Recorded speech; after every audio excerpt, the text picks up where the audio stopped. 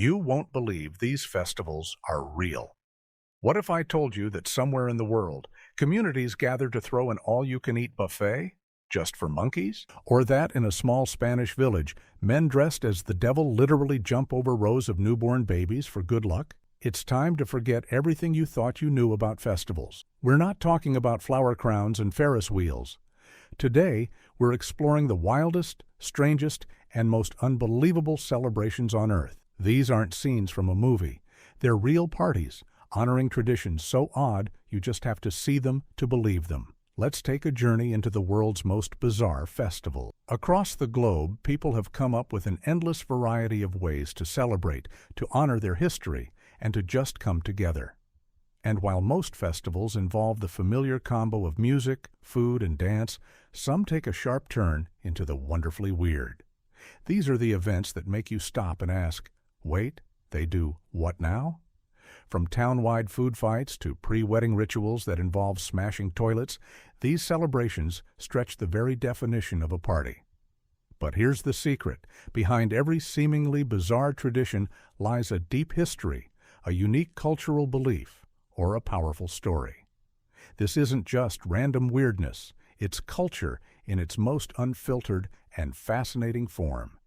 So let's get started with a festival that adds a whole new, messy meaning to playing with your food. La Tomatina, the world's biggest food fight. First, we're heading to the small town of Buñol in Spain for a festival that is, without a doubt, the world's biggest and messiest party. La Tomatina. On the last Wednesday of August every year, this quiet town explodes with tens of thousands of people who have one goal: to throw tomatoes at each other. We're talking about more than 100 tons of overripe tomatoes being trucked into the town square, turning the streets into rivers of red mush. The origin of this festival is as messy as the party itself. One popular story says it all started with a street fight between some kids back in 1945, where a nearby vegetable stand became their ammunition. Whatever the real story is, the locals loved it so much they did it again the next year, and the year after that. What began as a random brawl is now a world-famous, ticketed event. For 1 hour, it's just a chaotic canvas of splattering tomatoes and laughter. And when the final cannon fires to signal the end, fire trucks roll in to hose everything down, leaving the town sparkling clean thanks to the citric acid in the tomatoes. It's a festival dedicated to the simple, joyful pleasure of a massive food fight. El Colacho, the Baby Jumping Festival. We're staying in Spain for our next one, but trading tomato pulp for something way more shocking. This is a festival that always makes the list of the world's most bizarre. El Colacho, better known as the Baby Jumping Festival. Yes, you read that right. Every year in the village of Castrillo de Murcia, a tradition dating back to 1620 takes place. All the babies born in the village over the last year are laid gently on mattresses in the street. Then, men dressed as the devil, known as the Colacho, come running and leap right over the infants. For an outsider, it's a heart-stopping sight. But for the community, it's a sacred ritual. The jump is believed to cleanse the babies of original sin, protecting them from illness and evil spirits. The Colacho, acting as the devil, essentially absorbs all the bad stuff as he flies over them, carrying it away. It's a fascinating mix of pagan and Catholic beliefs, representing the triumph of good over evil. After the jump, the babies are sprinkled with rose petals, blessed by a priest, and returned to their parents. It's a bewildering yet beautiful leap of faith to protect the town's youngest members. Cooper's Hill, cheese rolling, a dairy-fueled dash. From protecting babies to chasing cheese, our next stop takes us to the rolling green hills of Gloucestershire, England.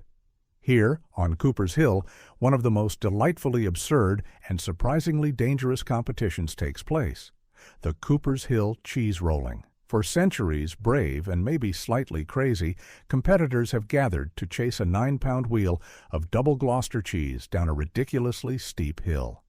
And this hill is no joke. It's a nearly vertical 180-meter drop that makes it almost impossible to stay on your feet. The race starts when the cheese is sent rolling down the hill, reaching speeds up to 80 miles per hour. Obviously, no one can catch it.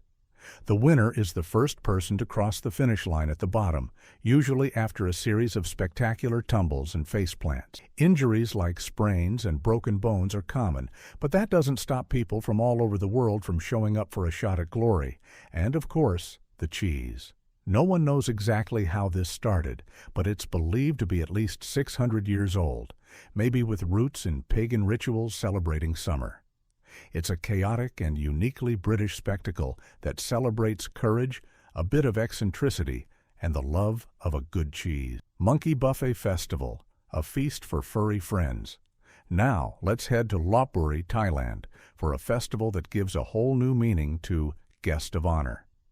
Every November, the city hosts the Monkey Buffet Festival, an extravagant banquet held for the thousands of macaque monkeys that live in the ancient temples. These monkeys are seen as living descendants of the monkey god Hanuman and are thought to bring good luck, so the locals treat them like kings. And it is a royal treatment. We're talking about more than 4,000 kilograms of food laid out on tables in giant pyramids. The monkeys get to feast on fresh fruits like bananas and watermelons, plus vegetables, cakes, and even soda. A local businessman started the festival in 1989 to thank the monkeys for attracting tourists, and it's since become a huge international event. The day kicks off with dancers in monkey costumes, and sometimes the founder even parachutes in, dressed as a monkey to get the party started. The sight of hundreds of monkeys feasting against the backdrop of ancient ruins is completely surreal, a perfect mix of chaos, devotion, and good luck. Battle of the Oranges, a citrus-soaked rebellion. If you thought La Tomatina was Europe's only giant food fight, think again. Our next festival takes us to the Italian town of Ivrea for the Battle of the Oranges. This event is way more than just a food fight. It's a powerful reenactment of a historical rebellion against a tyrant. Legend says that back in the 12th century, a local villain claimed the right of the first night with every new bride. That is, until a brave young woman named Violetta refused.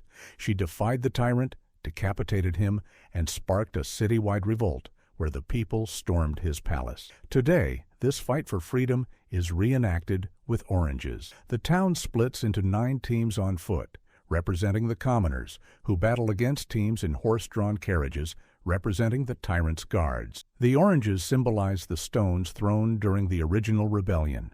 It's an intense, passionate, and incredibly messy spectacle using nearly 500,000 kilograms of oranges each year.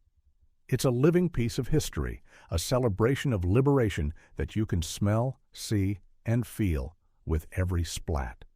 Kanamara Matsuri, the Festival of the Steel Phallus. All right, our next destination is one of the most visually striking festivals in the world. We're going to Kawasaki, Japan, for the Kanamara Matsuri, which many foreigners simply call the Penis Festival. Held on the first Sunday of April, this Shinto festival is a vibrant and joyous celebration of the phallus, which here symbolizes fertility, healthy relationships, and protection from sexually transmitted diseases. The streets of Kawasaki come alive with a parade featuring enormous phallic-shaped shrines, or makoshi. One of the most famous is a giant pink phallus named Elizabeth, donated by a local drag queen club, which has become a symbol of the event. The festival grounds are filled with people enjoying phallus-shaped lollipops, carved vegetables, and countless other novelty items. But behind the playful visuals is a serious history. The festival is centered at the Kanayama Shrine, where sex workers once prayed for protection from STIs. The legend tells of a demon with sharp teeth that hid inside a young woman's vagina and bit off the penises of 2 men on their wedding night. The woman asked a blacksmith for help, and he forged a steel phallus to break the demon's teeth, giving the festival its name. Today, it's a positive celebration of life and love that raises money for HIV research. Uphelli Aa, a Viking fire festival. From Japan, we travel to the rugged Shetland Islands of Scotland for a festival that feels like a trip back in time. On the last Tuesday of January, the town of Lerwick hosts Uphelli Aa, Europe's largest fire festival, celebrating Shetland's rich Viking history. While it feels ancient, the modern festival only started in the 1880s, evolving from an even wilder tradition of dragging burning tar barrels through the streets. The festival is a 24-hour party, but the real show begins after dark. A man chosen as the Geyser Jarl, or head Viking, leads a procession of nearly 1,000 men, called geysers, all in incredible Viking costumes. They march through the dark streets holding massive torches, creating a literal river of fire. The procession ends with the ceremonial burning of a full-size replica Viking longship.